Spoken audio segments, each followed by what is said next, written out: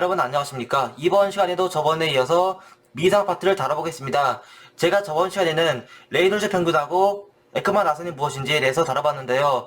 이번에는 미상 중에서 가장 꽃이랄 수 있는 난류가 대체 무엇인지 알아보겠습니다. 제가 일전에도 난류가 무엇인지는 좀 다뤄봤지만 이번 시간에는 조금 더 깊게 들어가서 난류 운동 방정식은 무엇이고 그 다음에 그 방정식 안에 있는 항들에 대해서 비교를 할 줄 아는 무차원수 중 하나인 리차드슨 수가 무엇인지 한번 제대로 알아보겠습니다. 개봉 박두!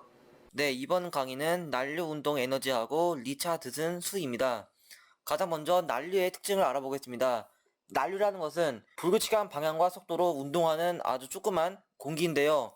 이러한 난류는 시간적 그리고 공간적으로 매우 불규칙하기 때문에 실제로는 거의 보지 않고 통계적인 평균값으로만 볼 수가 있습니다. 따라서 미상을 다루는 쪽에서는 주로 R이라고 하는 프로그램을 많이 써가지고 이 R이라는 통계 처리를 통해서 난류를 많이 파악하고 있습니다. 그 다음에 난류라는 것은 3차원으로 회전하면서 회전할 때 경기층 안에 있는 운동량과 열, 질량 등을 분배를 해줍니다. 그 다음에 네 번째에서는 점성에 의해서 솟아내는 특징이 있고 그 말은 이런 거를 방지하기 위해서는 지속적인 에너지 공급이 필요하다는 점이 있습니다. 난류는 큰 에디에서 작은 에디로 에너지를 전달하는데요. 우리는 이런 과정을 에너지 폭발이라고 합니다. 큰 난류가 있을 때 큰 난류가 작은 난류한테 이렇게 힘을 전달하는 것이 특징이고 만약에 이런 게 없다면은 이러한 난류는 마찰 혹은 점성에 의해서 솟아내는 특징이 있습니다. 그리고 이러한 난류 같은 경우에는 워낙 작으면서도 위아래 왼쪽 오른쪽 아주 이상하게 그리고 불규칙하게 이동하다 보니까 패턴이 없어서 실제 관측은 잘 보이지 않고 아까 말한 것처럼 통계 처리를 통해서 볼 수가 있습니다. 네, 이번에는 레이놀즈 수입니다. 레이놀즈 수라는 것은 그 차원이 없는 무차원 수인데요. 이 식이 바로 나비스토크 방정식이라면은 여기서 차원을 둘 때 대표 길이는 L 그리고 속도 성분은 U라고 하는 차원으로 두겠습니다. 그러면은 이 식을 차원을 없애기 위해서는 여기 있는 식을 각각 나눌 것인데요. 그러면은 이것이 바로 마찰량이었고 여기가 바로 유량이었다면은 이거를 각각 쪼개게 될 것입니다. 여기서 U라는 것은 곧 X 성분이기 때문에 길이 L을 말하고 대리라고 하는 것은 곧 속도를 말합니다. 따라서 이 식은 곧 L제곱분의 감마 U가 될 것이고 여기 식은 L분의 U 제곱이 될 것입니다. 그러면은 각각 분수에 대한 곱셈 법칙에 따라서 감마 U L분의 U 제곱 L 제곱이 될 것이고 각각 약분을 시켜주면은 감마분의 UL이 될 것인데 이 식이 바로 점성력분의 관성력이라고 하는 레이놀즈 수가 되겠습니다. 만약에 레이놀즈 수가 크다는 것은 그 점성력보다 관성이 더 크기 때문에 이는 그 난류, 즉 공기덩어리가 아주 왔다 갔다 잘 할 수 있다는 것이고 반대로 만약에 레이놀즈 수가 작다는 것은 곧 관성보다는 점성이 더 크기 때문에 이는 그 측류 혹은 정상 상태를 말합니다. 여기서 임계 레이놀즈 수라는 것은 그 측류에서 난류로 바뀌는 값이 어디냐는 것인데요. 약 2000 정도 돼야만 측류가 이렇게 난류로 점점 바뀐다고 하는 것이 레이놀즈 수의 핵심이었습니다. 따라서 레이놀즈 수가 크면 클수록 공기덩어리는 점차 난류와 가까운 성분을 가진다는 것이고 반대로 레이놀즈 수가 작다는 것은 공기덩어리는 아주 정상 상태, 즉 이렇게 위아래 흐름 없이 일정한 측류를 보이는 것입니다. 그러면은 과연 난류는 왜 생길까요? 이거는 전에도 다뤄봤지만 난류에서는 기계적 난류하고 열적 난류가 있습니다.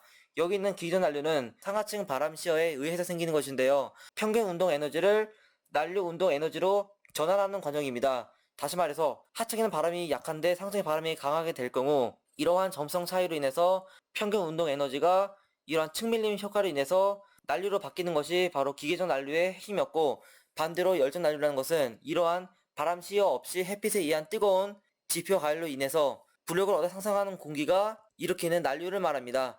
이러한 것은 곧 따뜻한 공기는 상승하고 차가운 공기는 하강하는 즉 위치 에너지가 감소하고 반대로 운동 에너지가 증가하는 다시 말해서 위치 에너지가 난류 운동 에너지로 전환되는 과정을 말합니다.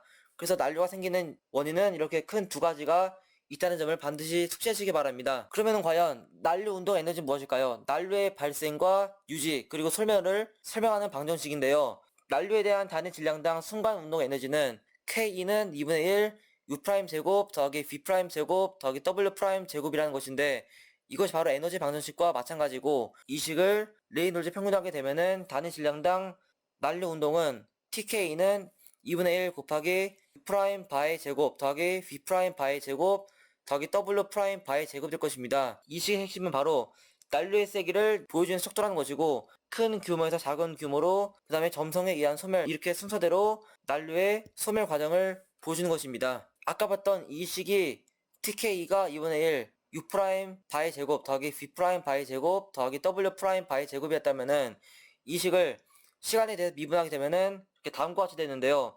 이 식이 바로 난류 운동 에너지가 되겠습니다. dt분의 d 바이 TK이라는 식은 곧 S 더하기 B 더하기 TR 빼기 D 혹은 다른 책에서는 MP 더하기 BPL 더하기 TR 빼기 에필론입니다. 여기서 S 혹은 MP라는 것은 곧 시어 생성 아니면은 기계적 생성항을 말하고 B 혹은 BPL은 부력 생성 혹은 파괴항입니다.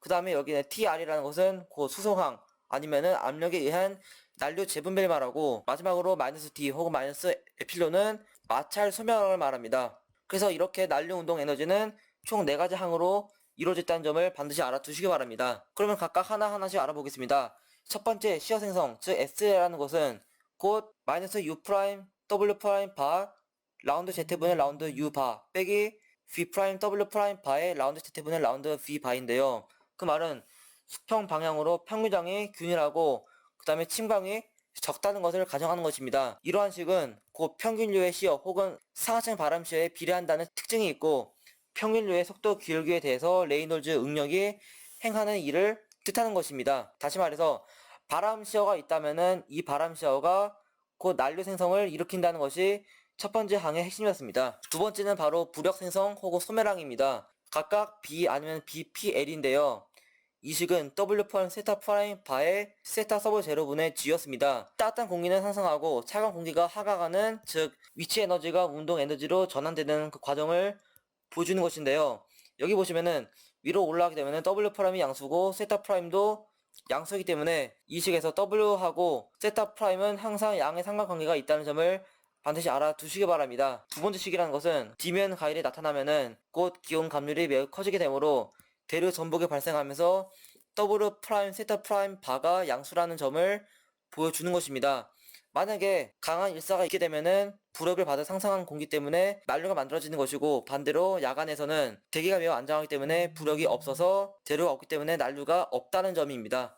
이 식이 바로 두 번째 항의 핵심이었습니다. 세 번째하고 네 번째는 각각 수송항과 마찰 소멸항입니다. 여기 있는 수송항은 곧 이 난류라는 것이 운동량하고 열, 플럭스를 운반해준다는 것으로 이러한 대기 경계층 안에서는 이러한 난류의 역할이 매우 크다는 점을 보여주는 것이고 반대로 D라는 것은 지면의 거치기가 크면 클수록 마찰이 더 크기 때문에 이러한 점성에 의해서 난류가 솟아난다는 점을 보여주는 것입니다. 이번에는 리차 드든수가 무엇인지 알아보겠습니다. 이 수의 핵심은 바로 열전 난류하고 기준 난류가 있을 때 어떤 지분이 더 큰가를 보여주는 것인데요. 이거 역시 무차원 수이고 대류 난류를 기계전 난류로 전환시키는 비율을 말합니다.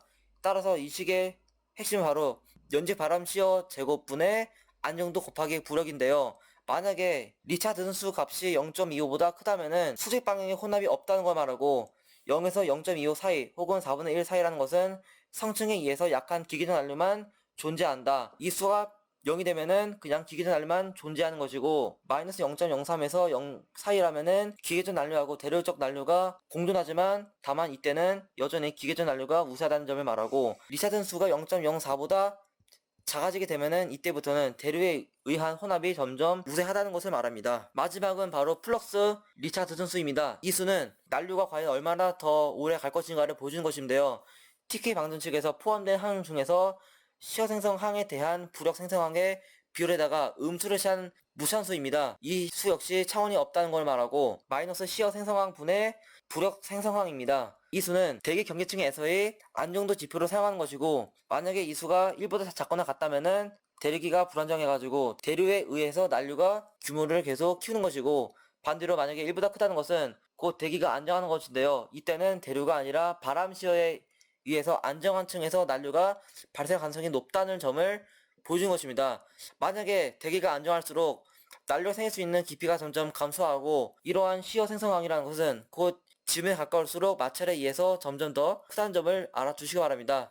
여기까지가 바로 난류 운동 에너지하고 리차드슨 수에 대한 강의였습니다. 감사합니다. 네, 그렇게 이번 시간에는 난류 운동 에너지하고 리차드슨 수가 무엇인지 알아봤는데요. 우리는 그동안 난류라고 하면은 굉장히 작은 규모이기 때문에 그냥 무시해도 되겠다 싶었는데요. 그러나 실제로 대규모에서는 난류를 많이 무시하지만 규모가 작은 중규모 혹은 미규모에서는 이러한 난류 때문에 워낙 대기 경계층이 올라가락 하다 보니까 상당히 중요해서 방정식도 굉장히 어려집니다. 그래서 미상을 하시는 분들에게서는 반드시 난류에 대해서 확실히 알고 들어가셔야만 거기 가서 코딩을 하거나 혹은 물리적인 계산을 할 때 훨씬 더 쉽게 할 수 있을 것입니다. 그럼 이상으로 난류 운동 에너지하고 리차드 순수에 대한 강의였습니다. 구독과 좋아요 눌러주시면 감사하겠습니다. 감사합니다.